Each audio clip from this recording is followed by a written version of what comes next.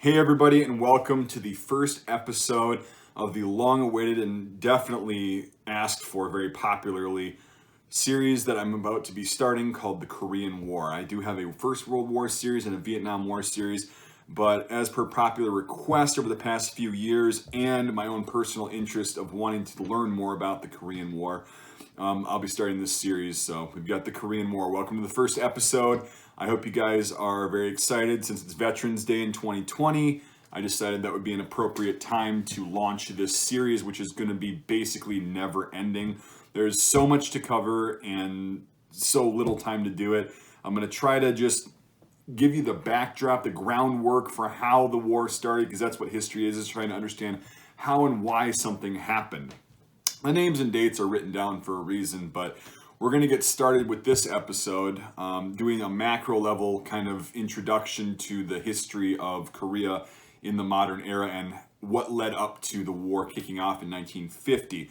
In this series, we'll also be doing micro level stuff like I've done with the other series, talking about the gear, who was involved, which battles were where, and how important they were, and just generally what happened. So we're going to be doing both macro and micro level analysis of the Korean War.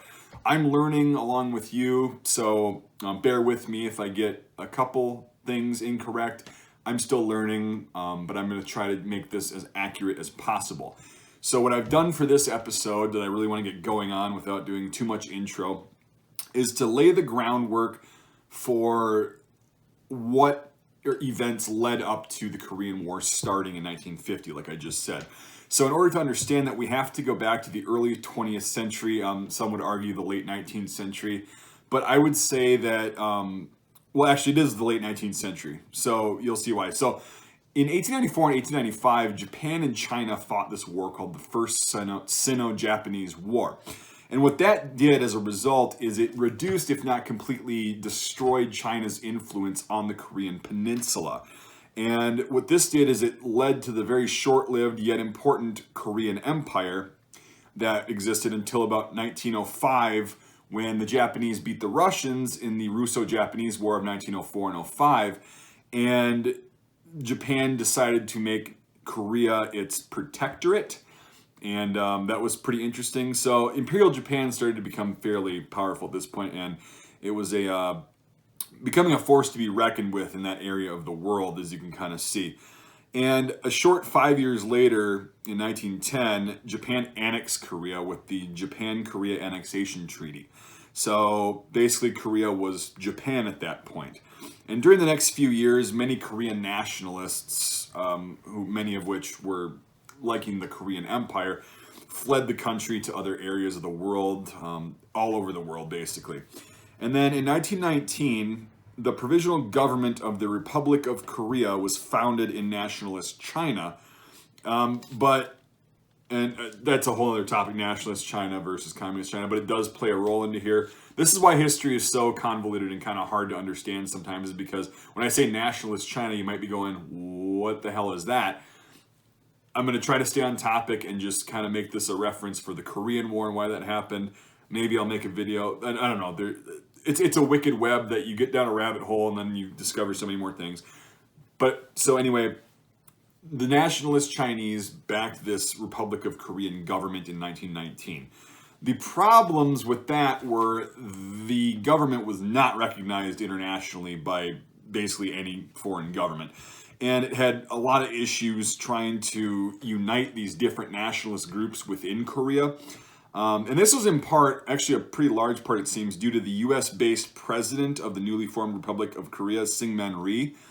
I know I'm gonna butcher. If you're Korean, I'm sorry, I'm gonna butcher these names. I don't know, I don't speak Korean, I don't know how to do the accent, but I'll try my best to just get the pronunciation somewhat close. And so between 1919 and 1925, Korean communist groups, they fought against the Japanese both in Korea and abroad. So this is a pretty important detail. All these details are fairly important in the lead up. So both the Chinese nationalists and the Chinese communists at that point, kind of in these years and during the 30s and stuff, assisted the Chinese. By the way, the Chinese Communist organization that still exists today is called the People's Liberation Army, so the PLA from here on, assisted in getting Korean refugees during this period organized and armed to fight the Japanese forces in China, Korea, and other places. So the nationalist-backed Koreans, led by Yi Pom-sok, fought the Japanese in Burma from December of 1941 to 1945. So they were fighting in World War II effectively. The Korean communists, backed by the Chinese Communist forces, led by Kim Il-sung, which is a very important name to remember. You'll be hearing that a lot. Fought the Japanese in Korea and Manchuria during the same time, 1941 to 45. Manchuria is another pretty significant historical event, and so is Korea. So the communists were fighting in Manchuria and Korea, and the nationalists were fighting in Burma. So that's a pretty interesting thing during World War II. So at this point, you can start to see where there's going to be a subtle divide between the nationalists and the communists. Both were fighting, I guess, against the same enemy, but they had different ideals and methods of governing and fighting. So this is kind of, you can kind of see the groundwork being laid. And a fun fact is in 1943 at the Cairo conference, China, the UK, and the US all said that in due course, Korea shall become a free and independent. So that's kind of foreshadowing that is pretty interesting. But anyway, we'll stay on topic. I'm going to just stick with my notes and try not to go off script too much. These are bullet points that I've written down that seemed very important to the lead up. So we'll keep going. This is going to be covering kind of the division of Korea at this point. So you can kind of already see the groundwork being laid right here in the Japanese, stuff, and now the division. So at the Yalta Conference in February of 1945, the Soviet Union pledged to enter the South Pacific Theater within 3 months of the victory in Europe, so Germany being defeated. So the USSR, at that point, keeping its promise, Germany, the war in Europe was over in May of 1945. They kept their promise and declared war on Japan on August 8th of 1945. Oddly enough, that's coincidentally 3 days after the first atomic bomb was dropped on Hiroshima.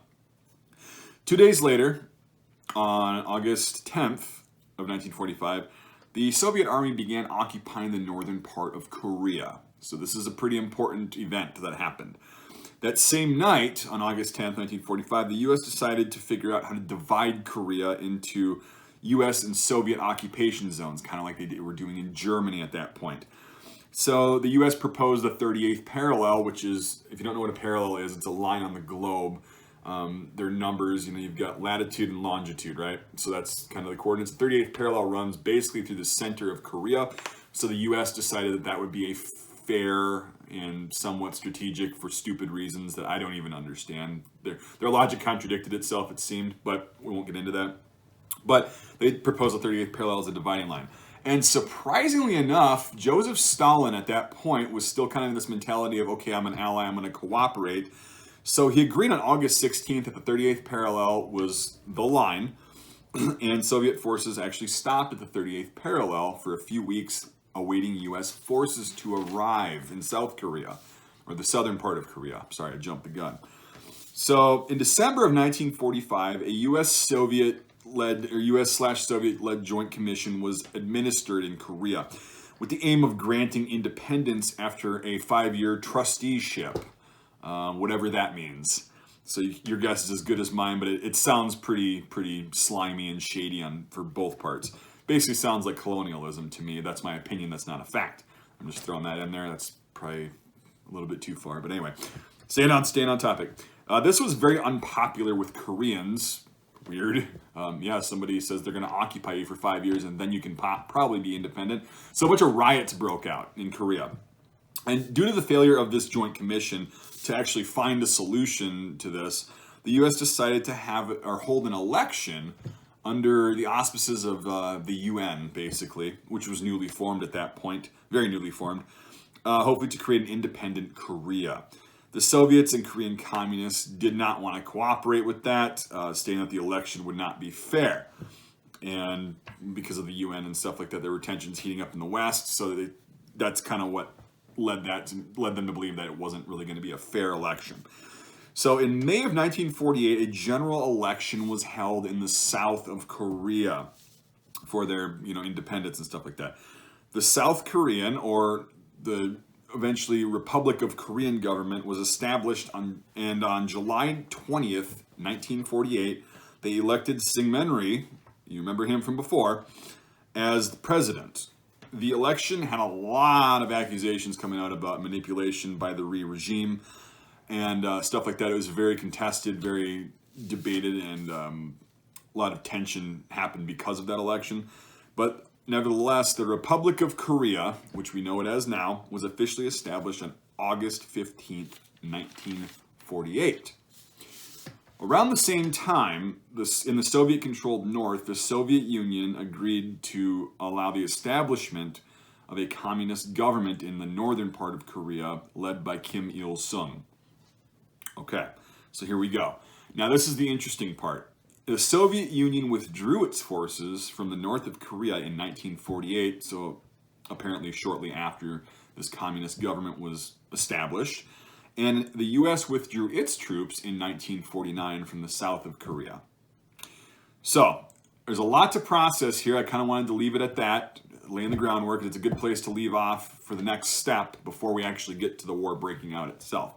These are very important bullet points and subjects to understand how and why, and you'll actually be able to understand the entire series a lot better if you actually pay attention to these first few videos laying the groundwork. That's with any historical topic. So, in the next episode, I'm going to be talking about the Chinese Civil War and how that kind of impacted and empowered the North a little bit, and communist insurgency in the south of Korea that really heated things up and led to the inevitable outbreak of what we called the Korean Civil War at first. And it still kind of is the Civil War. We'll get into those names too. So that's all I've got for this episode on my notes. I wanted to keep these kind of short. I know this might have gone a little bit long, but this is very important stuff to know for myself and for you to know about the groundwork of anything. Like World War II, for example, didn't just happen. There were several thousand events, or if you want to look at it, that led to World War II happening. Same with the First World War. So the same with this war. That's why I'm kind of just doing a brief overview, yet hitting all the important bullet points. All right, you guys got it. I'm really excited to have this series started, and I figured, again, on Veterans Day of 2020, November 11th, it would be an appropriate day. So I'm going to continue this series as long as I possibly can. I hope you enjoyed this first one. I hope it elaborated and kind of illuminated some things that you didn't know, because I certainly didn't know a few of these things. I knew the groundwork, but I didn't know. This filled in a lot of holes for me, too, to do some research and figure this out, starting with the Japanese. So let me know what you think. Hopefully you were enjoying this series as much as I've actually enjoyed reading these notes and actually conveying this to you. So it's going to be a great series. I think it's going to be really fun. Yeah, and if you want to keep this series going and help me get props like this and these uniforms and then Korean War equipment from all different countries, if I can, getting people down here that have different countries, complete impressions and gear. You can support the channel financially via Patreon or becoming a channel member. So $5 a month or more on either platform gets into my Discord server, which is a fun time all on its own. A lot of good conversations. I've learned a lot on there. Good, fun stuff too. But what the main focus of the financial support is for this series and for the entire channel is it allows me to expand the content farther than I would be able to fund out of pocket. So this year's been great for Patreon support and crowdfunding. And that's why my content's been allowed to expand a little bit with different props, different educational topics and stuff like that. So it really does help. And we also do ballistic tests, range videos and things like that too that costs a lot of money, which crowdfunding really helps offset and allows us to do more of. So that really helps. So if you consider becoming a supporter of the channel, either way, that would be great. If you can't support the channel financially, that's totally fine. I get that. I appreciate you watching my content. Please make sure to give this video a thumbs up, and if you haven't already, subscribe if you think it's cool. And also share this video out. If you really want to kind of help me out and you can't do it financially, sharing the video really does help, because then I get more subscribers and more people educated on this particular topic and whatever else I talk about on the channel. So, all right, that's done. Thank you for watching so much. I'm really happy to be doing this, and we will see you on the next episode of the Korean War.